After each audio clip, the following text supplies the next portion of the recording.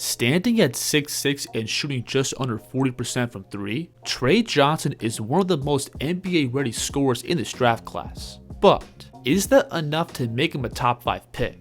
And will his limited playmaking and rim finishing put a cap on how effective he can be at the next level? In this video, we're going to do a deep dive on the film and try to figure that out. Now offensively, I think Tre does his best work playing off the ball. Last year, he shot over 40% on all his catch and shoot threes. And mechanically, he has a very smooth and consistent release, always catching with a stable base and getting the ball from his pocket to set point in one smooth motion.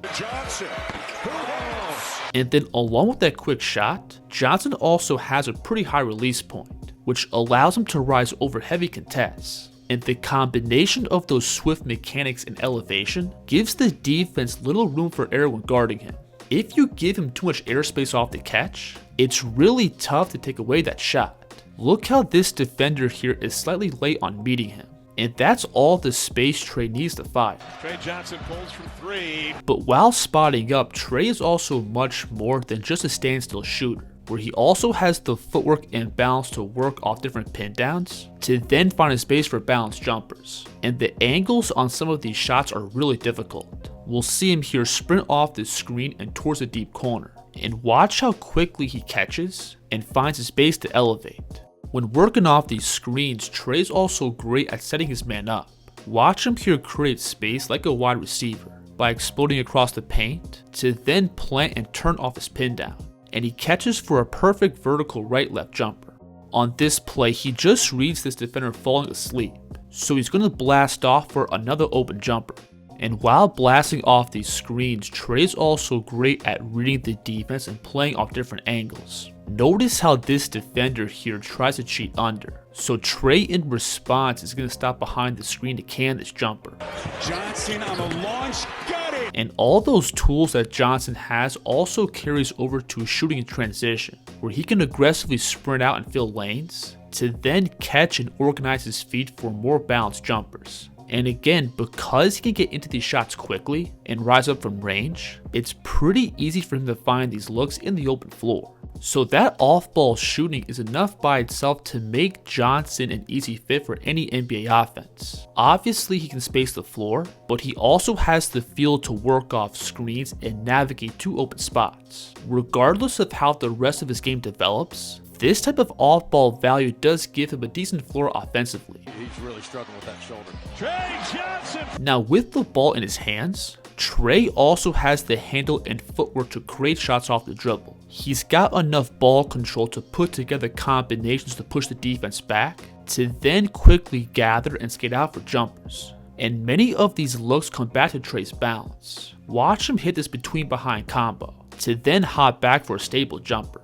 And lots of these buckets come down to Tre's lift and tough shot making. There's many times where he doesn't create a ton of separation off the dribble, but he still finds ways to pick up and rise over heavy contests. This defender here is perfectly squared up with him, but watch Tre just gather it back to his left to then rise up for this tough jumper. So while Tre does have some different ways to create separation, most of the shots he's generating are still tough, deep, and contested looks. But regardless of that low quality, Tre still shot over 38% on all his pull-up threes. And that just speaks volumes to how talented of a shot maker that he is. Johnson can get rolling here on a step back, triple! So because the defense has to respect Johnson as a shooter both off the dribble and off the ball, that naturally carries over to his slashing game. First, in the open court, because the defense is so freaked out about that pull-up shooting, they typically extend out to meet him beyond the 3. But with the head of steam, Johnson has the leverage to dust him off the dribble. Look how high this defender's pickup point is. And Tre from here can just hit the turbo button and work all the way past him. When attacking with the head of steam, Tre's also great at keeping his moves simple. We'll see him here catch and take one dribble, to then hit this in and out and explode all the way to the rim with just 2 dribbles. Now in the half court, most of Tre's drives stem from him attacking aggressive rotations off the catch. And when putting the ball down, he has multiple scoring options. He can slice all the way to the rim in one dribble, sink these high runners over shot blockers, or stop short and pop jumpers in the mid-range. And when attacking from a standstill, Tre does have the ball skills and quickness to create more straight line drives. And I do think he has good footwork underneath the ball, where he can use these different skips to both build momentum and set up different attacking angles. Johnson driving, hanging in. Watch him transfer the ball between and float up, and this allows him to charge up and get an extra burst to push himself downhill. I also like this move here, where he's going to drop his stance and aggressively plant the outside foot, setting up this crossover back to his left.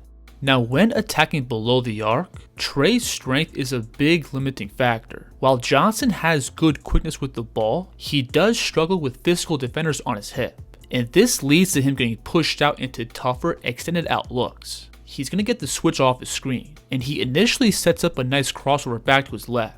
But with this defender on his side, Tre gets pushed out into a tougher right-hand runner. Along with that lack of strength, Tre also doesn't possess earth-shattering explosiveness. If he's going up against length, he typically has a hard time elevating and finding scoring windows. And from a skill standpoint, I would also like to see Tre play a little more patient in the lane. When dealing with multiple defenders, instead of keeping his dribble alive, using his body to put the defense in jail, or at least play off 2 feet, he typically rushes his gather and forces up a finish. And if you don't have the cheat code bounce, things like this aren't going to translate to the next level. We'll see him here beat his man off the dribble and get the big man on his hip in the paint. But instead of veering into his body or stopping and playing off 2 feet, he again gathers and forces up this tough leaning runner. Now to be fair, Tre does have a good floater in his back pocket, and he has good touch from 8 to 10 feet. But in order for him to develop into the most efficient player possible, he's going to have to find ways to generate more layups and free throws by attacking the basket. And that lack of strength and pace also bleeds over to Tre's mid-range game, where similar to what we saw in the paint, he has a hard time initiating contact to create windows to elevate.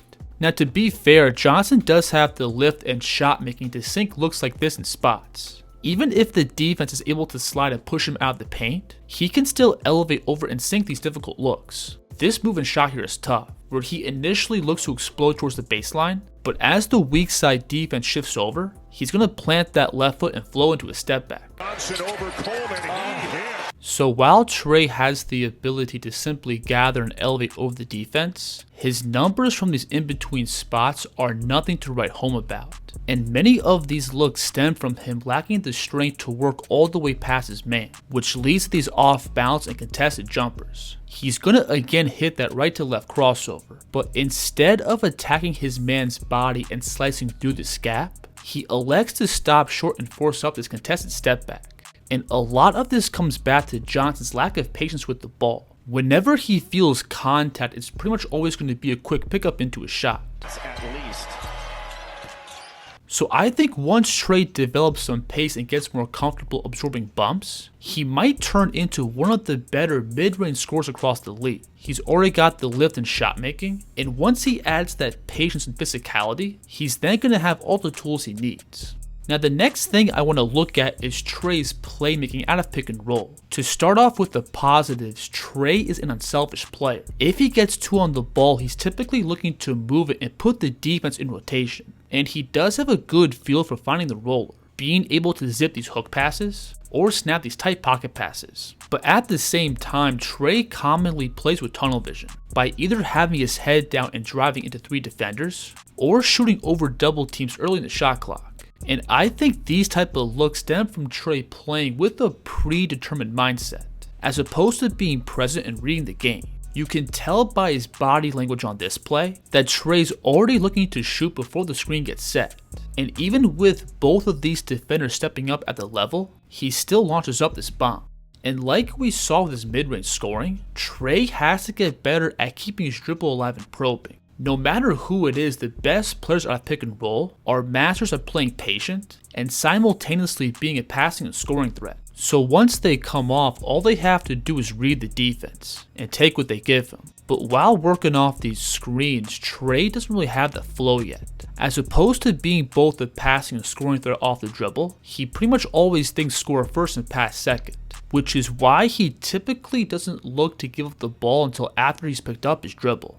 and this limits his ability to create advantages. Take this play for example. We'll see him here turn the corner off the screen to his right, and he both pulls the big across the paint and forces the weak side defense to slide over. From here, he's got a clear skip pass to both of his teammates, but him picking up his dribble and being delayed for a split second gives these two defenders time to rotate back up, while also allowing the big to get back in front of the roller as Tre makes his pass. So as an on-ball creator, I still think Johnson has a lot of room for improvement. He needs to get more physical with the ball, add more pace to his game, and get better at reading the floor and making quick decisions. But at the same time, Tre has the ability to be an elite scorer off the ball. He's a big time shot maker spotting up and on the move, plus he has the game off the dribble to create his own offense. I think if Tre is put in the right situation where he's playing off the ball and not being overtasked as a primary playmaker, he can for sure bring immediate value to a bunch of NBA offenses. If you enjoyed this video, please like and subscribe,